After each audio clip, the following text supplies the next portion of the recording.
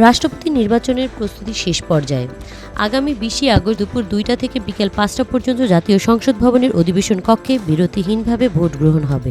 প্রকাশ্য ব্যালটে এই ভোট দেবেন সংসদ সদস্যরা। ক্ষমতাসীন বিএনপি এখনও প্রার্থীর নাম আনুষ্ঠানিকভাবে ঘোষণা না করলেও দলীয় সূত্রে জানা গেছে, মহাসচিব ও স্থানীয় সরকারমন্ত্রী মির্জা ফখরুল ইসলাম আলমগীরকে রাষ্ট্রপতির প্রার্থী করার সিদ্ধান্ত হয়েছে।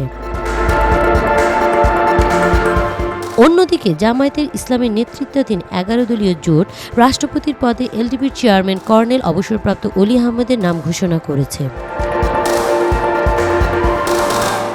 চিফ হুইপ নজরুল ইসলাম জানিয়েছেন, সংবিধানের 70 অনুচ্ছেদ সংশোধিত না হওয়ায় দলীয় সিদ্ধান্তের বাইরে কোনো এমপি ভোট দিতে পারবেন না।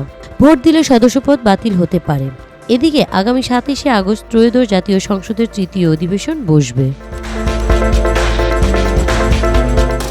M1 TV news desk.